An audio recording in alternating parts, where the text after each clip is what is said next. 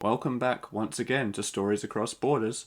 Here we discuss various stories across a variety of different mediums. The one rule is that we can only discuss things in terms of the writing.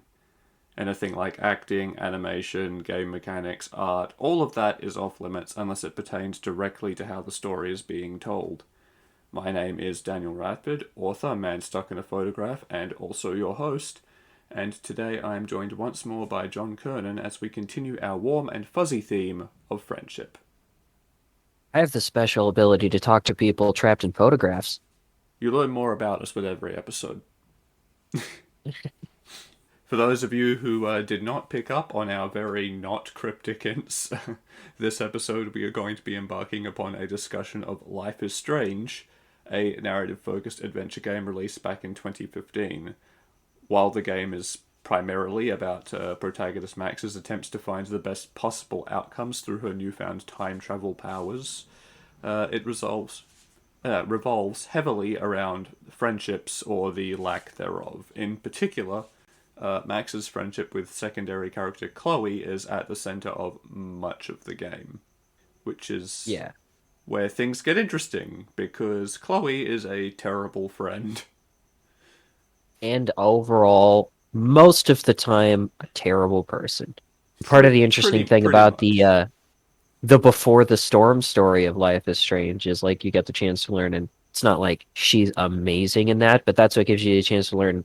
Chloe was not always terrible, but when some bad things happen, she took the worst possible lessons from it and let it twist her in a bad kind of way she never really came back from, including once she went back into Max's life.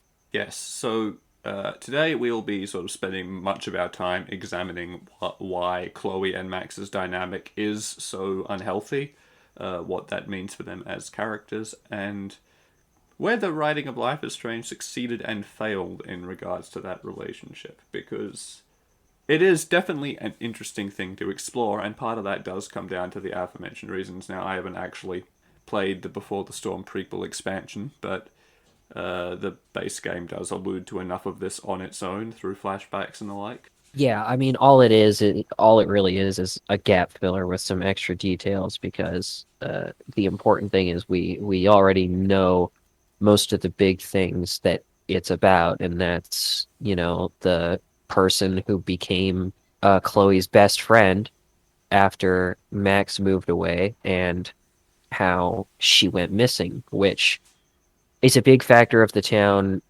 in general. It apparently affected a lot of people. It's a small town. Stuff like that doesn't happen very often. Somebody going missing and presumably possibly being killed because it really smacks of serial killer is a big thing for the town and affected a lot of people, even those who didn't know this person that well. Yeah, so Max, having left and when she was younger, not that long after when Chloe's dad died, failed to keep in touch with Chloe. They sort of just stopped writing back and forth, as happens when, kids move away, basically.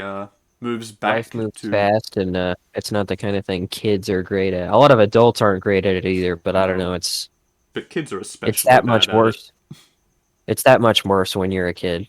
So, yeah, Max returns in her teens to attend this like prestigious art school in this little town, and that's the environment she sort of steps back into.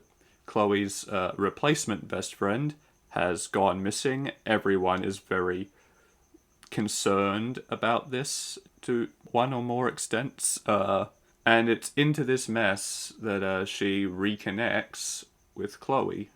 Mind you, it is certainly an interesting circumstance under which they cross paths again, because it is the moment where Max awakens these dormant time travel powers. Because Chloe, in the first, like, what, 10-15 minutes of this game at Is most, already getting herself killed.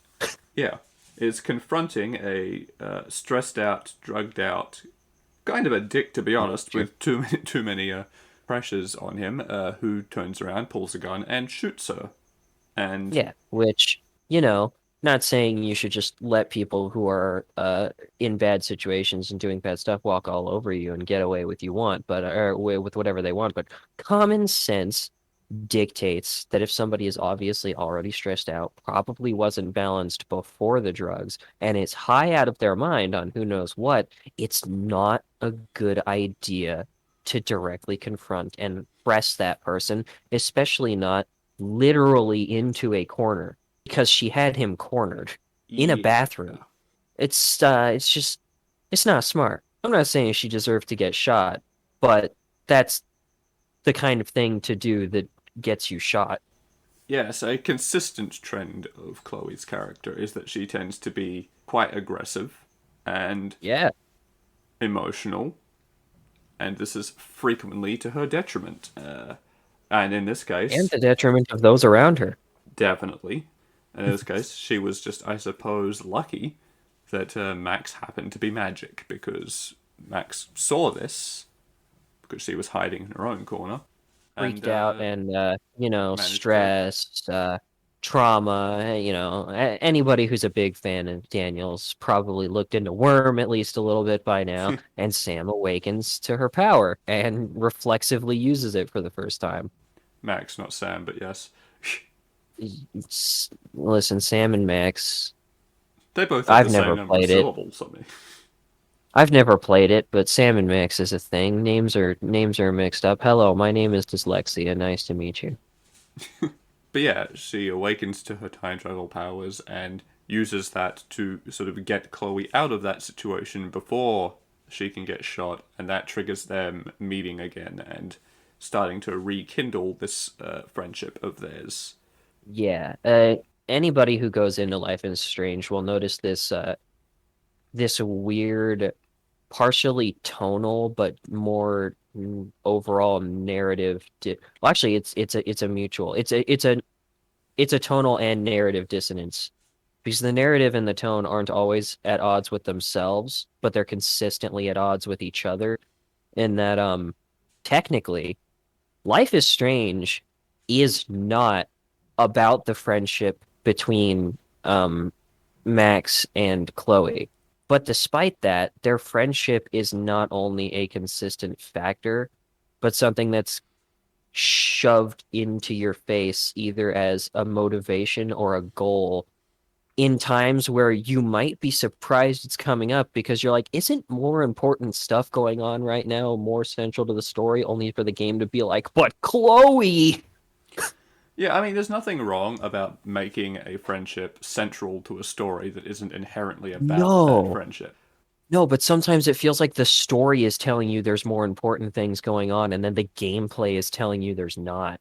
Yeah, it becomes kind of an issue when its main plot is frequently sidelined in favor of Max and Chloe's drama, mostly Chloe's drama.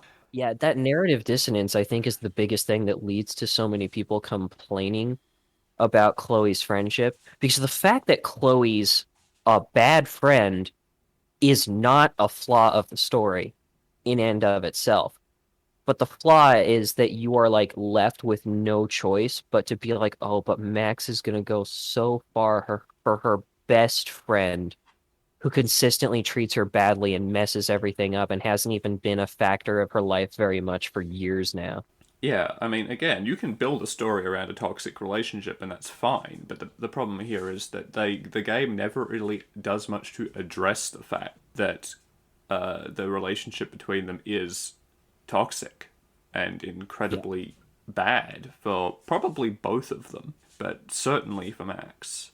And part of the reason it does this is because Chloe is also Max's in to the plot of the game, because the plot of the game, the overarching story, is twofold in that it partly revolves around Max's time travel abilities because keeps seeing these like future visions of this awful, crazy super tornado wrecking the town, and she has to try and figure out how the time travel ties into that, and also the mystery of I've forgotten her name, but Chloe's former friend who went missing. That mystery there is Rachel, also I Rachel. I think. think it's Rachel. It is now. Some sort of very normal white girl name. That mystery solving why she is missing is also an integral part of the overarching plot, and Chloe is Max's in to both of those storylines. So she is an essential character for the way that the story is built. But because she is Yeah. such a terrible person and terrible friend, you end up sort of with some disconnect going on, especially because the game never addresses this, and because Max is such a outwardly passive person for the most part. She doesn't really do anything about this. She just sort of accepts it most of the time. In fact, most of the time she gets guilted into thinking she's the problem. Yeah, no, and there's a lot of gaslighting. and none of this is necessarily a flaw in writing. Is the thing.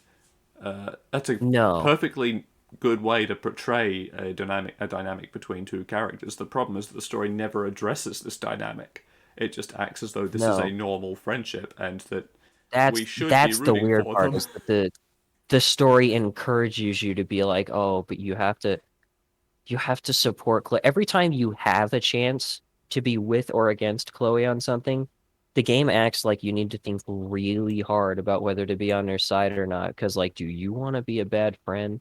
Isn't that friendship important to you? Chloe is such a big part of your life, and you get left feeling like, is she though? I mean, she Because you never was, you and Max but herself has trouble looking past that history. So I can understand it from a character perspective, but also, of yeah, it's been course, but you don't years. even well, and that's the thing is like at the end they don't give you a choice. They give you a choice that's like, do you want to argue with Chloe or do you want to just give in to her? You never get a choice to cut her off or to try to reform her and get her actually past this. And on the occasion where you do have time to do something like that, you have no opportunity at all to like, how do I put this? Like actually improve Chloe or get her to listen to you on anything. On the occasion that you do try to go against Max's more passive nature and like consistently go against Chloe on You things, actually get punished for it a lot of the time. she just constantly, oh well, fine then. I guess you don't care about me and you're just against me. Like she does that to every argument. Like you get pushback. She never listens to you about anything. It never makes anything better. You only make things worse by arguing with her, which is the point where it feels weird that you have no option to cut her off because the game tells you that the game basically forces you to go with like, well, that friendship is too important. It's not going anywhere, but can't make Chloe better. So I guess you just have to either give her what she wants or let her yell at you and act like you're the only problem and then storm off and make things worse again. Yeah, you basically get railroaded into going along with whatever anyway because of Max's nature. And on Which top of is that, a problem, not on its own narratively. Once again, these are all things that wouldn't be a problem at all if we were talking about a book, but we're talking about a video game where you're supposed a video game explicitly tailored as a thing where you have choices that shape the narrative. yeah, and ultimately, which we will get to later, only one of those choices really matters because a lot of the time, if you make bad choices, you just have to turn back time because you get yourself or someone else killed. And a lot of the time, Yep. the bad choices is just going against Chloe. Yeah. Because how could you ever do anything right by going against Chloe? She's your best friend. So yeah, so because of this, we end up in a very strange situation where there's this very unhealthy dynamic going on that you are locked into because your choices don't matter as much as the game wants you to believe, which it's just not the best option for a narrative device where you're supposed to have agency and make choices. And Yeah. it does get very frustrating because you never get to push back, even though like you keep seeing that this is having a bad effect again on Yeah, Max, and and it's not good for Chloe either. Uh, no, and like part of why it's sad is because in everything that's not related to Chloe, the game generally does a pretty good job giving you varied and meaningful choices that impact the story. But Chloe is just this element of chaos that comes sweeping in takes over the narrative and does what she wants, and you can only make things worse by fighting, Yeah, because which is the sad. the Because you do a narrative. lot. I mean, hell, like spoilers. We already talked about enough spoiler stuff, but I'll say spoilers right here for a moment. Like you have a very real conversation where you have to genuinely make good choices to talk a suicidal girl off a roof, and they actually handle that well. Yeah, And then Chloe comes along and just does whatever she wants, and it doesn't matter. yeah, that scene is honestly probably my favorite in the entire game. It's really good. It's really good. I was really scared when it happened because it's never pulled off well in things. Very rarely, yeah. But yeah, Max has to, in that circumstance, like use her, not only use her abilities to fix it when she fucks up, but to a limit because she That's one of can't the just only keep doing it over and situations over where because I it takes a toll on her. But she has to actually empathize and use what she knows and has learned about this person to help her. And that has long term ramifications because succeeding there means she has a real friend and ally through the rest of the story, which only makes Chloe look worse. failing gives her the pain of a very Spider-Man moment of like great power comes great responsibility, and that's the time in the game that she really feels that, especially because even if you have been paying attention, talking somebody off like that is something that's difficult Yeah, it's because they I'm really not do trying to layer on say the stress, and they anybody. don't make it easy because it's not easy. Yeah, and I would never try to say that there are some people who jump, pun not intended, to something like that too quickly.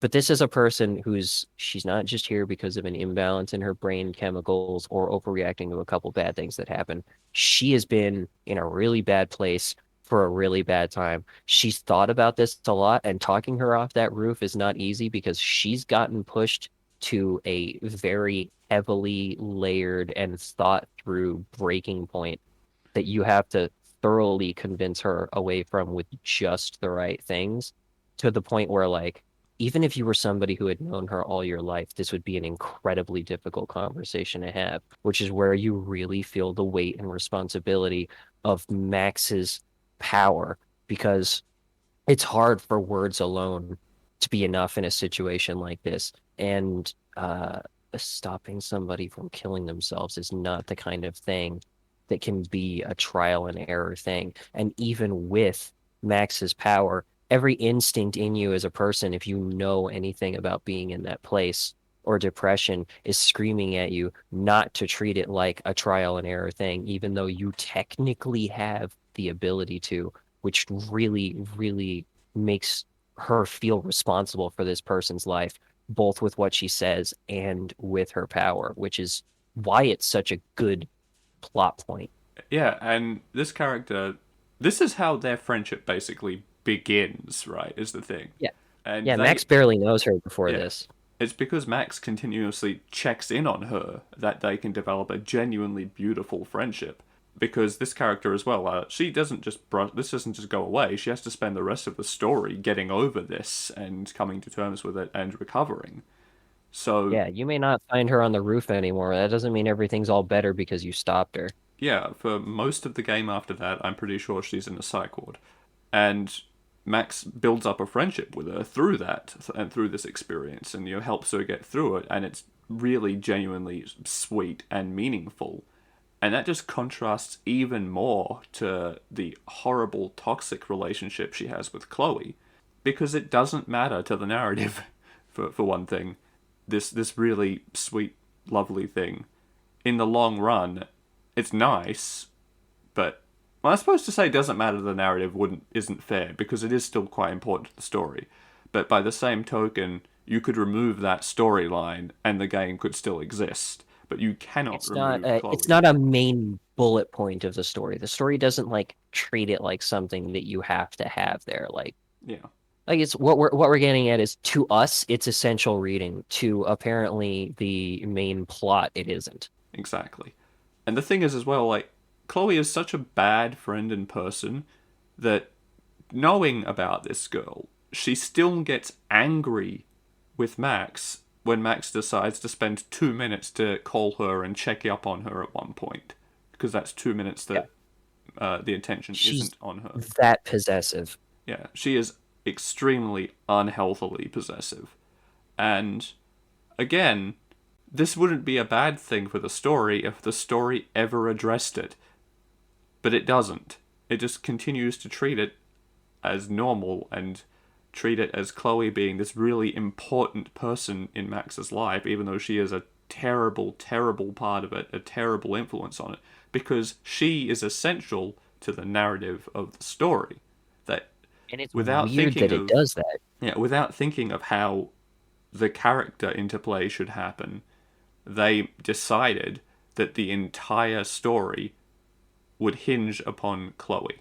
Yeah, and it's very difficult not to feel weird about that when like we have all of the context clues to understand why Chloe would feel this way. This is why I said earlier that she takes the worst possible lessons from the things that happen to her because she is like this for a reason. She's possessive of Max because she lost her best friend already and it broke her heart. Right up, yeah. In sequence, and this does happen a lot. We see a world with a at least emotionally better version of Chloe at one point, because Max's powers deepen and she gets to jump through a photograph and go further back in time and change the death of Chloe's father, and that does the version of Chloe we see after that is a better person. She's also a quadriplegic who wants to die, which we'll probably get to that later, because that is dark and intense when it gets to that. Yeah, But the trouble it is, hurts. because we've experienced the other Chloe, it hits a lot less hard than it could. Yeah, it's really sad that you get to a point like that, and you even actually have to think to yourself about which timeline is better for a minute. Because you should see what Chloe's been through and been like, well, at least she seems happier on the surface, and then the second you find out she's losing the will to live, instantly be like, oh no, oh God, I've been a terrible mistake. But the fact that the other version of Chloe is so bad and in other ways so self-destructive already, that for even a second you're just like, actually, is this worse? Is bad. Because you're not supposed to feel that way. You are supposed to look at it and instantly be like, oh God, what have I done? Yeah, exactly. And the thing is, like, Chloe's personality problems are narratively justified to an extent. It is understandable how she ended up this way because she, in sequence, when she was, I think, 13, About then, yeah. lost her dad to a car accident. And then, I think, a couple of weeks later at most, maybe a month, Max moved away. And then, not that long after, they just stopped talking. And then, fast forward a few years, and Rachel just goes missing. She loses her too. So it is understandable. We get why Chloe is emotionally unstable and possessive and has a lot of pent up rage. But the game tries to play it off as being an excuse, and justification and an excuse aren't the same thing. The fact that she's gone through this doesn't make it okay that she treats Max the way she does, but the game acts like Yeah. it does, and that is deeply unpleasant to experience in a lot of ways, especially for anyone who has known people like that or has had to grow through that stage themselves, even. And one of the things that doesn't help either is like that they don't just they don't just act like that explains and justifies it, but like it's normal. Like, oh yeah, she went through all this and of course she feels that way. And it's like, no, you can take better lessons from those things. Like she twists everything into a negative light. One of the big lessons you take from losing a friend, valuing what you have, treating your friends well, and caring about their needs. The lesson Chloe takes onto it. Hold on to your friends with everything you've got. You can't lose them no matter what, even if they don't want to be around you. Yeah, Like, it's it makes her a very flawed person. I would argue that learning those wrong lessons does not make her a flawed character, though. I No, think the it makes her problem, a flawed person, yeah, but the presentation and exactly, justification of it is flawed. exactly. The fact that the story of the game tries to present it as it being okay that she acts like this towards Max because of that history, that's a problem because it's just not it's not okay to treat another person like that. It's not Max's fault that bad things have happened to you. Yeah, you can be a little upset that you lost contact, sure, but I mean, were you putting in that much effort either? The game never really makes it clear, but it doesn't sound like Chloe went to any real extremes to keep in contact with Max either. And of course you lost contact. You were 13-year-olds who suddenly had no physical proximity. And physical proximity to a lot of people is a big deal. Not me, I'm Yeah, lucky in that, and I suppose, but you can't act like a friend moving away, especially when you were kids, is like an act of betrayal. Because that's one of the other like bad plot points throughout the story is Chloe essentially feeling abandoned by Max. again, not bad that she feels that way from a narrative perspective, but No, no, we're talking about flaws in her person yeah, right now, not as a character. absolutely a problem as a person that she. I mean, I don't even think it was Max's choice for memory to move. He was a child. Yeah, Children don't get to make that but choice. I don't even think she had any influence on the choices. Is what I mean. It's been a while since I No. played the game, but I vaguely remember it being something to do with her parents and work or something, as it often is. And Uh, honestly, in life, moving is very rarely a direct choice, anyways, even for the adults who actually do the moving. Like, yeah, circumstances are circumstances. people very rarely want to move because moving is not fun. It is expensive and stressful. And when you have a child who's grown up in one place the whole time, And that only yeah, just adds to it.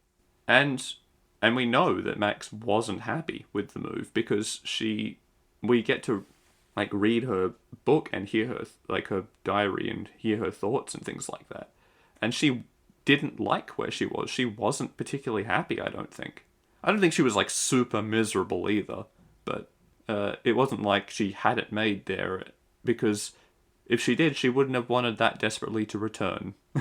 Yeah, no, it's not like some perfect place or anything wild like that. But it was home. And, obviously Sam wouldn't have just chosen to leave her best friend behind, Max. Max. Sam and or Max. Both of them wouldn't have chosen to leave Chloe. That's right. Yeah, so it isn't particularly fair at all that Chloe blames Max for this. It's understandable given all the things that happened in her that left her so happened to her that left her so alone that she does feel the way she does. But again, this is only a problem because the game never addresses that it's a problem. It is always presented as Chloe being almost always actually. There is I think that one scene in the car, but then they just drop it immediately after. Yeah.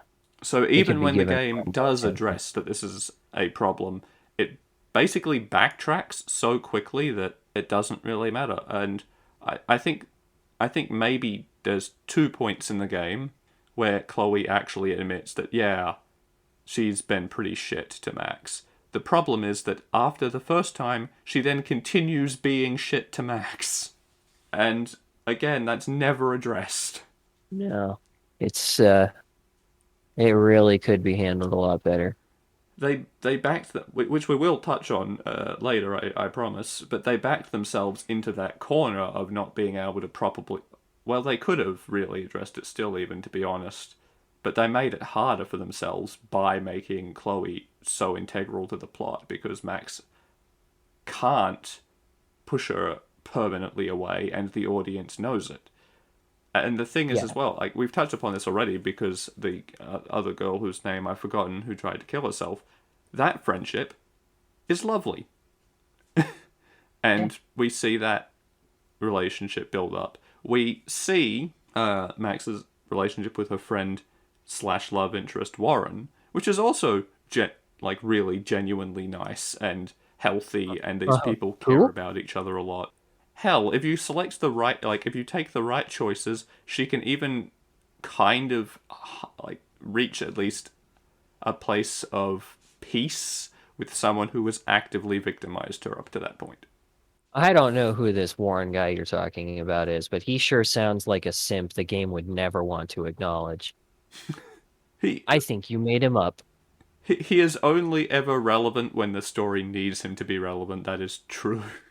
He's only ever relevant when the game just finally takes a moment to be like, gosh, we're not giving you any actual friends for Sam to talk to who are really on Max. her side and there for her, huh? Here's the guy who's always on your side. Cool, good talk, great, and he's gone again. Bye. Yeah, give our boy more screen time. He's actually a good character, Yeah, except for the part where the game doesn't want him to he's both a be a good character at character all. and a good person, and the game doesn't utilize that at all. And that No. only builds more frustration to the fact that everything centers around this unhealthy relationship with Chloe that they will not admit is unhealthy. Nope. And at this Can't admit point, that. That would be betraying Chloe, and that's not allowed. yeah, and at this point, I think we do need to address why Chloe is so central to the plot, despite the fact that she is just an unhealthy influence on Max's life and ultimately isn't a part of either mystery, it seems. Because turns out she is a part of one of those mysteries. It's not her friend vanishing, though. It is the tornado. Remember that? I mentioned it once, like 20 minutes ago. Don't Uh, worry, it's not that big of a plot point, until it is, because because of course it is. yeah, as it turns out, those visions of the tornado are of the future. And the reason that future happens, because the tornado does hit, it does come to pass, and the reason that Max ends up in that place, the town ends up in that place, is because Max screwed with time and let Chloe live when she was fated to die. Which isn't Multiple exactly. times. It's not a version Only of fate I like, but it's what we've got. And that's fine. That's not a problem. That's just the version of like Destiny or whatever the story went with, and for it, true. that's But not it a is, complaint. in general, an interesting interpretation of fate, too, because that comes back to a thing we have talked about before, because this wouldn't be the first time fate has been a big aspect of one of the stories we've discussed. Is I think it actually takes on fate pretty well, because we're shown everything we need to know that Chloe isn't fated to die because there's just some destiny or prophecy that says she's going to die. Her personality and the way she acts tells you everything you need to know about that. She's fated to die because of who she is, because she does everything she can to make things worse and to get herself killed. She does, as a general rule, always make bad decisions, and that's the thing. Yeah, you can tell that it's not like a prophecy necessarily. It's just that the actions she has taken up to a point mean that she is going to die, and the problem is that throughout the story, the world keeps trying to kill her, and Max solves that quotation marks with her time travel powers every single time. If this part was intentional by the writers, it's a pretty good more literal portrayal of the idea that you can't save somebody who's not willing to save themselves, because Chloe is in this situation because of who she is, but every attempt you make to change her and make her a better person fails. And yet you keep saving her, and the visions get You worse, the keep side putting effects of the yourself time out, travel get making worse. your own life worse, giving her what she wants, just sacrificing and sacrificing for something that deep down is a lost cause, until it gets to the point where the world itself is telling you it's a lost cause, and you are being given an ultimatum by nature. Yep, because it all comes back to that. That's why we have the tornado thing, because Max saved Chloe, and ultimately that brings us to the climax of the game, which is one last choice about Chloe, and the one that does actually matter because it determines how the game ends, where Chloe, for the first time, is willing to do something selfless. And gotta admit, not a hard choice for me. I feel slightly bad saying that, but it's not. Yeah, we're gonna touch that. Don't you worry. In case it was not clear, that choice being Max has the option to go back in time through a photo to just before Chloe was shot, and to let it happen, and that would fix everything. But Chloe has to die for that. And this is problematic, weirdly, for a couple of reasons, and John did touch on one of those things. That being that it doesn't feel like that hard a decision, because Chloe has done nothing to ingratiate herself to either Max or the player up until this point. I actually did And choose, yeah, I chose to kill her immediately. and not only and not only that, but it's actually one of the rare areas in which the game all by itself with really no concessions or to be fairs for me to make also just makes a mistake. Because if they were going to give you a choice like that, they also picked the wrong time to do it. Because your option to let Chloe die is also, hey, none of this story happened anymore. You have to go back and let her die the very first time she would have died. See, I didn't actually mind that because I feel like a lot of time travel movies and stories and all that all kind of work on the same premise anyway, a lot of the Here's part of time. why it bothers me. It feels to me like it takes away from and gives up on the one chance for Chloe to have made a good decision on her own and actually learned from her mistakes. Because yes, she is making she's partially making the decision she would be okay with you doing this to a point, but you have to go back in time to before she ever had that development and growth and learned and could make that decision. You the game is forcing you to choose despite everything you've already been through to either sacrifice everything for Chloe no matter what or give up on her entirely to the point where like yeah never happened, never rekindled that friendship. Chloe who I like I it doesn't guess take away Max's agency that much, but it takes away Chloe's at the one chance in the game she had to have some real agency. yeah, I mean, I have other issues with it. That didn't bother me as much as you, but I can see why it would irk you, and that's because there wasn't that much growth to lead to her making that choice. She's not making that choice because she's become a better person. She's making that choice because she was already self-destructive. Yeah, that and because there are literally plenty of other points where you could have gone back and not saved her that she would have had time to grow and like could have made mistakes. Yeah. So there is the fact that this supposed development that's supposed to make us believe that Chloe is a good person and has been all along.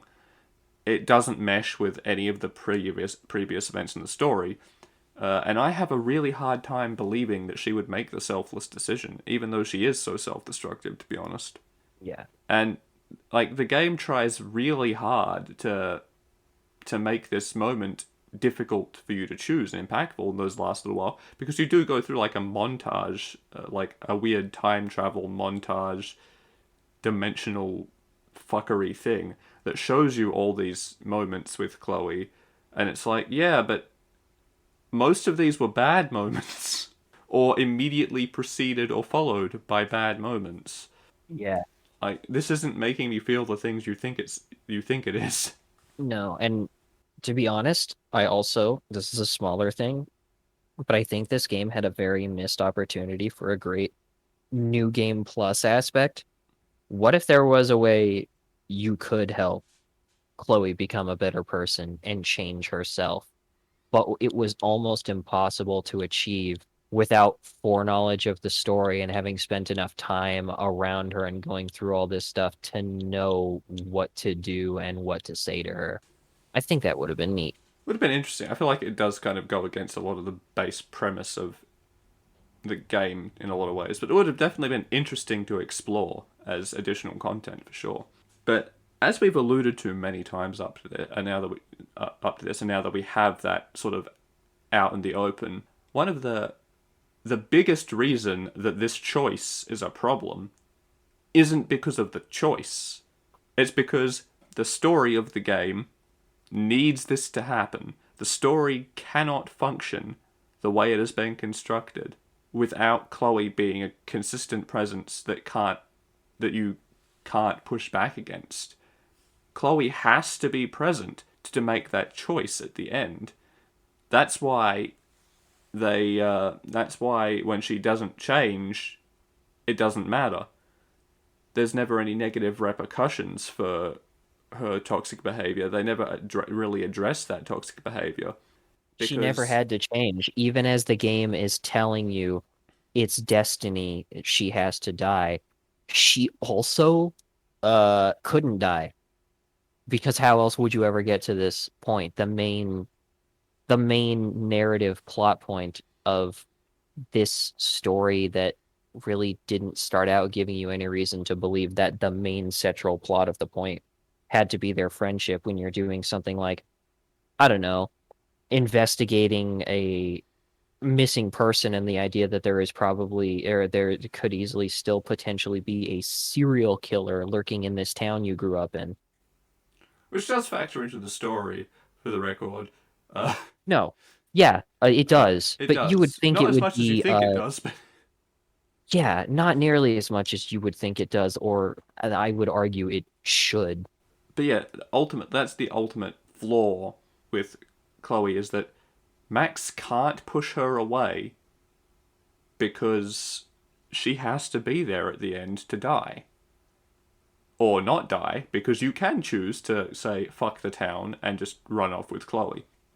But what really frustrates me about that is that that's wrong. Everything I just said about that is false. Because you could have just developed her as a character. You could have had Max go, this is not fair, screw it, I'm not going to help you. Be alone again, deal with this, deal with your missing friend mystery on your own, and go to deal with her own, much more pressing concerns, arguably, and had Chloe realize how awful being alone was and that she had done it to herself and grow as a person and come back and be better and help Max with her stuff and Max could help her with hers. And then she would Yeah, still be there at the that's one of end. the sad things. Despite all the stuff you see, Chloe is not a lost cause. And it actually feels like the game forces her to be a lost cause through plot instead of the lost cause being that, like, no, she is actually hopeless. Nothing anybody could do would ever convince her to be a better person. Because I don't think that's true, but I don't think the game gives you that She's opportunity not the to make type of that choice. person who isn't irredeemable, yeah. And like I just said, like it would have been so easy to make her to make that relationship matter and address it and then have that decision at the end actually be better for it and be more impactful because you have to choose whether the town and everyone in it dies or whether this person who's worked so hard to be a better person for you dies. And that would have hit a lot harder. So Oh, the yeah. game sabotages its like the writing of the game sabotages itself by convincing itself that that Max can't push back because it needs Chloe where she is. But there's no reason that Chloe couldn't grow through like that because growing would bring her back to that point still. Yeah. And then, for one thing, it would actually make you care about that decision because not only not only would you not want to lose her at that point, you would be personally invested in her, not just as Max's best friend, but like, oh no, I put the work in. I worked with her, I helped her. It's finally taking root. She's finally understanding and starting to grow, and now I'm being told she has to lose that opportunity forever. We have to lose that opportunity. Yeah, That sucks. the only reason you have to care about Chloe is that Max is a likable character despite her passiveness. She Yeah, is the game's ultimately a the good game's not person. really trying to get you to care about Chloe. It's trying to get you to care about Max and vicariously care about Chloe, Yeah, which and is bad. unfortunately, as players, we aren't Max. We don't have the history with Chloe, even if we were to be passive people of the same sort. So we have that division. So we don't care about Chloe because Chloe sucks. And honestly, on its own, caring vicariously about a character through another character. Once again, not a bad plot point. That's a thing that goes. But it's It's not something that great. It's it's I think it's it never can as be. it's never as effective as making the audience care about the character as a character. Like as a general I, rule, it is better writing for characters to matter on their own worth, not just as a plot point to another character. That's why fridging is so bad.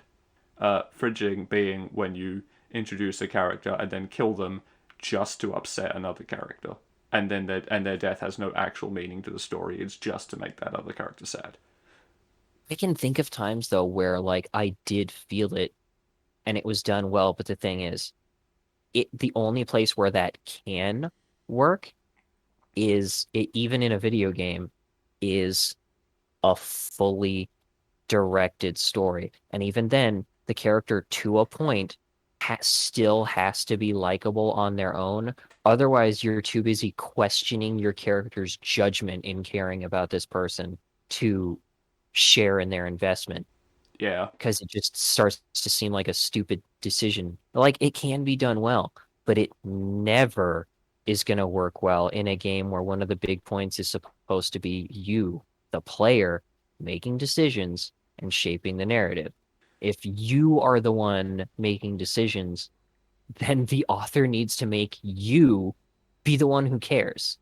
yeah, and And they fail to do that.